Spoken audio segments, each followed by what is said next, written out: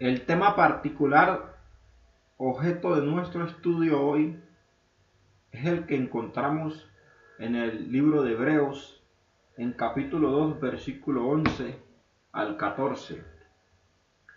Porque el que santifica y los que son santificados, de uno son todos, por lo cual no se avergüenza de llamarlos hermanos, diciendo: anunciaré a mis hermanos tu nombre, en medio de la congregación te alabaré, y otra vez yo confiaré en él, y de nuevo, he aquí yo y los hijos que Dios me dio.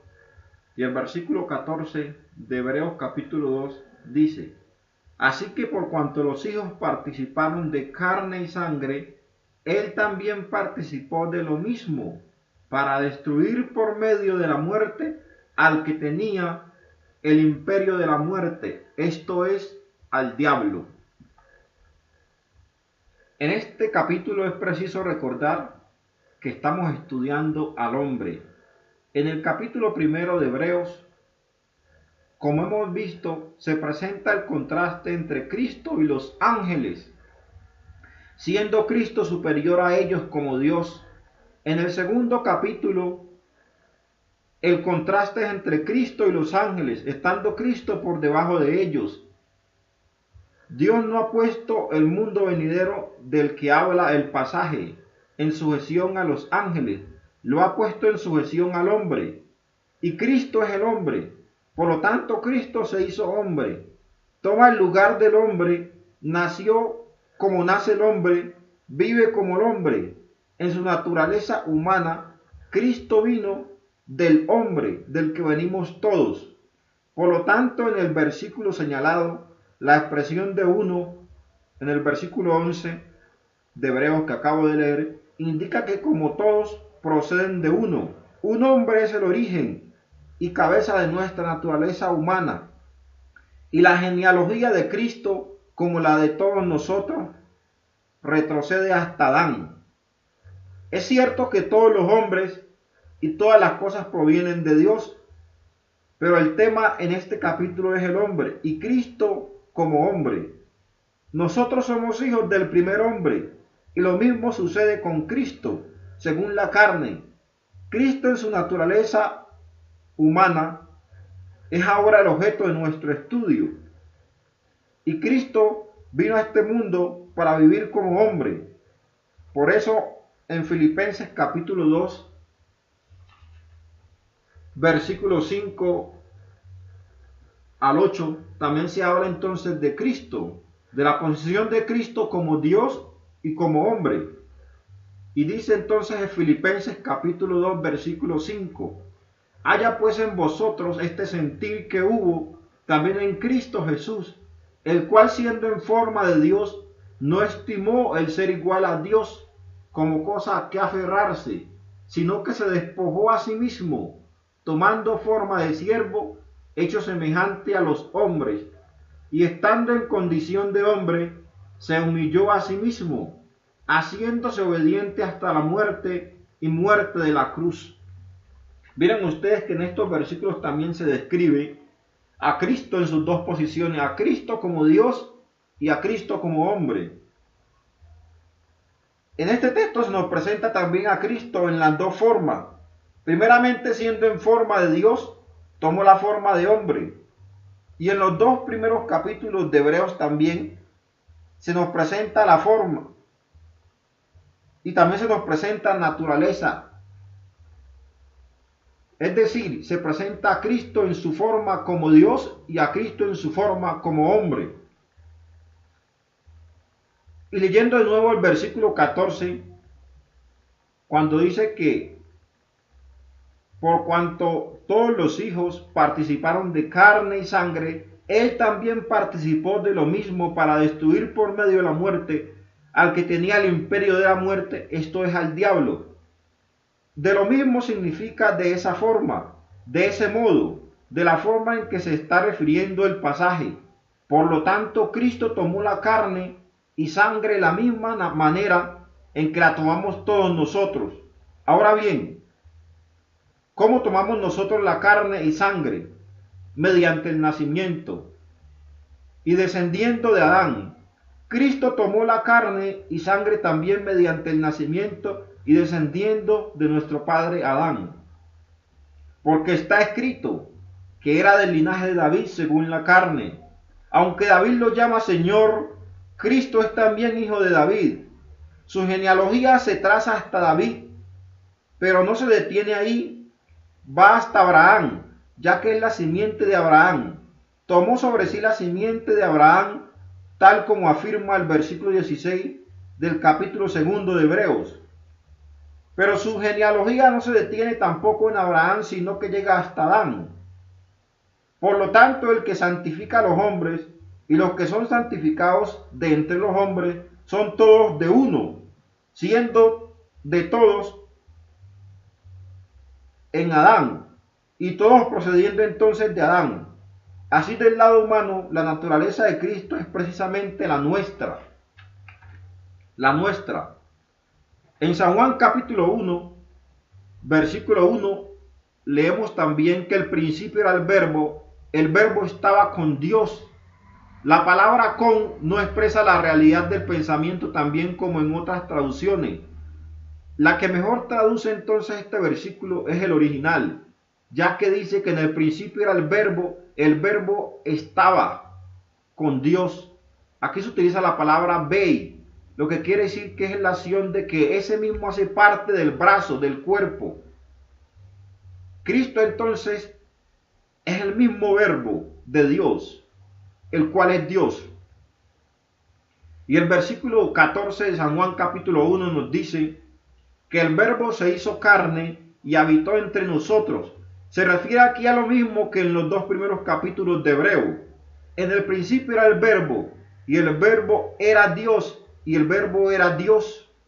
Y el verbo se hizo carne y habitó entre nosotros, carne y sangre como la nuestra. Ahora, ¿de qué carne se trata? ¿Cuál es la única clase de carne que este mundo conoce? Precisamente, queridos amigos, la que tú y yo poseemos. Este mundo no conoce ninguna otra carne humana, ni la ha conocido jamás, desde que se hizo necesaria la venida de Jesús. Por lo tanto, dado que este mundo conoce solamente una carne como la que nosotros poseemos, en su estado actual, en el momento en el que el verbo se hizo carne, significa que fue hecho precisamente de la carne que tenemos. No puede ser de otro modo. Dios ha de enviar a su Hijo para auxiliar la carne, y Dios envió a Jesucristo para que nos auxiliara a nosotros que somos descendientes de la carne, que somos hermanos de Él, no para auxiliar a la ley. Porque el problema estaba, queridos amigos, en la carne, y por consiguiente se trataba de socorrer a la carne. Es cierto que se presenta en nuestros días el argumento de que puesto que la intención de la carne es enemistad contra Dios y no se sujeta a la ley de Dios, ni tampoco puede, eso significa que la ley no puede cumplir su objetivo, de forma que Dios envió a su Hijo para debilitar la ley, a fin de que la carne pudiera así responder a las demandas de la ley. De ninguna manera. Cristo vino para socorrer a la carne. Pero si yo soy débil y fuerte y estoy necesitado de la ayuda, de nada me sirve que a ti se te debilite, sino siendo tan débil y desválido como antes. Eso para nada me ayuda, pero cuando yo soy débil y tú fuerte, y puedes comunicarme tu fuerza, eso sí me ayuda. Eso mismo pasó con Cristo. Nuestra fortaleza está en Cristo porque Cristo nos socorrió al morir en la cruz. De forma que la ley tenía toda la fuerza necesaria, pero no podía cumplir su propósito por la debilidad en la carne. Luego entonces Cristo viene para que la ley cumpla su propósito en nosotros. Entonces Dios también, para remediar la necesidad, ha de traer entonces a Cristo a nuestras vidas, para que nosotros, viviendo una vida en Él, podamos cumplir la ley.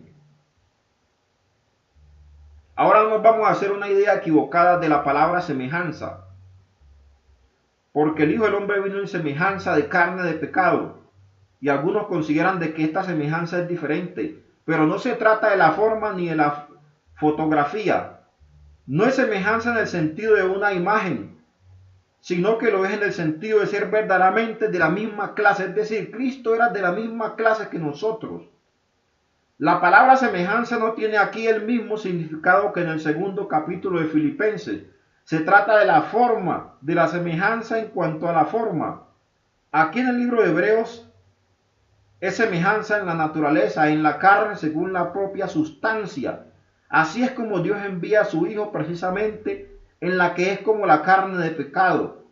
Y a fin que sea como la carne de pecado, tiene que ser carne de pecado, a fin de ser hecho carne, tal como es la carne en este mundo. Tuvo que tomar precisamente Cristo la carne que había en este mundo. Carne como la que tenemos nosotros, que es carne pecaminosa. Eso es lo que encierra la expresión, es semejanza de carne de pecado. En semejanza en carne de pecado es la semejanza de Cristo y nosotros. El hombre era inmaculado cuando Dios lo hizo en el jardín del Edén y lo hizo un poco menor a los ángeles. Tenía una carne impecable, pero el hombre cayó de ese lugar por su condición, por aceptar el pecado que Satanás le ofreció. Ahora vemos a Jesús que fue hecho un poco menor que los ángeles, según Hebreos, pero no como fue hecho el hombre al ser creado un poco menor que los ángeles. Aquí es donde muchos confunden la condición prelazaria. Cristo tenía la naturaleza antes de Adán, una naturaleza impecable, pero esto no es cierto. Cristo vino a este mundo en semejanza y carne de pecado. Por eso Hebreos dice, vemos a aquel que fue hecho un poco menor que los ángeles. ¿Con qué objeto? A causa del padecimiento de la muerte. Por lo tanto, ese haber sido hecho menor que los ángeles, tal como lo es el hombre, al aplicarlo a Cristo significa tanto menor como lo es el hombre desde que pecó y fue sujeto al padecimiento de la muerte. Queridos amigos, ciertamente no socorrió a los ángeles, sino que socorrió a la descendencia de Adán. No tomó sobre sí la naturaleza de los ángeles, sino la de Abraham, la de los descendientes de Adán. Pero la naturaleza de Abraham y de su simiente no es más que la naturaleza humana, por lo cual debía ser en todo semejante a sus hermanos. ¿En cuántas cosas? En todo. Por lo tanto, en su naturaleza no hay ni una particularidad de diferencia entre él y yo. Cristo y nosotros somos iguales. La diferencia está en las inclinaciones, en que Cristo decidió no pecar. Debía ser en todo como sus hermanos. Ahora bien, ¿quiénes son sus hermanos? La raza humana. Por lo cual debía ser en todo semejante a sus hermanos. ¿Con qué fin? Para venir a ser misericordioso y fiel sumo sacerdote en lo que a Dios se refiere, para expiar los pecados del mundo. Podéis ver que nuestra salvación se encuentra precisamente ahí. ¿No podéis ver que es ahí precisamente donde Cristo viene a nosotros? Vino a nosotros exactamente allí en donde nosotros somos tentados y fue hecho como nosotros precisamente en donde somos tentados. Y ese es nuestro punto de encuentro con Él, el Salvador viviente contra el poder de la tentación.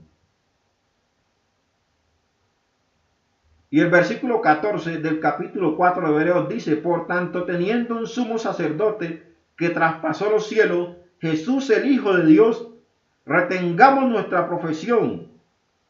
No tenemos un sumo sacerdote que no pueda compadecerse de nuestras debilidades, sino uno que fue tentado en todo según nuestra semejanza, pero sin pecado. No tenemos un sumo sacerdote que no pueda compadecerse. Encontramos aquí dos negaciones. ¿Qué es pues lo que tenemos en el lado afirmativo? Tenemos a un sumo sacerdote que puede compadecerse de nuestras debilidades, de las mías y de las tuyas y de las nuestras. ¿Siente Él mis debilidades? Sí. ¿Siente las tuyas? ¿Siente tus debilidades, tus flaquezas? Todas las conocemos. Todos nosotros tenemos muchas de ellas. Sentimos nuestra debilidad, pero gracias sean dadas al Señor, que Él nos libera de ellas, si andamos en el Espíritu como Él anduvo. Entonces, para poder auxiliarme, Jesús tiene que estar allí, donde pueda sentir lo que yo siento y ser tentado en todos los puntos en los que yo pueda hacerlo, en la medida en que la que yo puedo ser tentado. Pero dado que aquello que me tienta a mí pudo no hacerlo contigo, y que aquello que a ti te tienta quizás no me tiente a mí, Cristo ha de estar allí donde estamos tanto tú como yo, y alcanzar así las tentaciones de ambos. Cristo estuvo en el lugar y tuvo la naturaleza de la totalidad de la raza humana, y en él confluyeron todas las debilidades del género humano, de forma que todo hombre en el mundo que pueda jamás ser tentado encuentra en Jesucristo poder para controlar la tentación y para vencerla. Cristo venció la tentación y nosotros también podemos vencerla si confiamos en Él. Queridos amigos, la naturaleza humana de Cristo es todo para nosotros. La naturaleza humana de Cristo es una naturaleza igual que la nuestra. ¿Dónde está entonces la diferencia entre Cristo y nosotros? Queridos amigos, Cristo decidió no pecar. Cristo anduvo en el Espíritu y descendió para hacer la voluntad del Padre. Nosotros hoy debemos hacer la voluntad de Cristo, la voluntad del Padre Celestial. Queridos amigos, Satanás es el autor de toda tentación y tuvo que probar a Jesús en todo punto en el que hubiera de probar jamás a cualquier ser humano. Lo tuvo que probar igualmente en todo punto en el que Satanás sea capaz de producir tentación. Y obtuvo siempre la misma derrota, gracias a Jesucristo y gracias al poder del Padre que estaba en Cristo. Por lo tanto, debió probar a Jesús en todo punto en el que la raza humana pudiera ser probada, y fracasó. Queridos amigos, Satanás fracasó en tentar a Cristo, porque Cristo andaba en el Espíritu. Cristo confiaba en su Padre, hizo la voluntad del Padre y no hizo su propia voluntad. Hoy nosotros debemos hacer la voluntad del Padre Celestial. Queridos amigos, en Cristo pues escapamos a Satanás. En Cristo hallamos a Satanás como un enemigo completamente vencido y derrotado. Alegrémonos por ello. Alegrémonos entonces porque Satanás fue derrotado por Cristo y podemos derrotarlo en Cristo, porque todo lo puede en Cristo que Él me fortalece.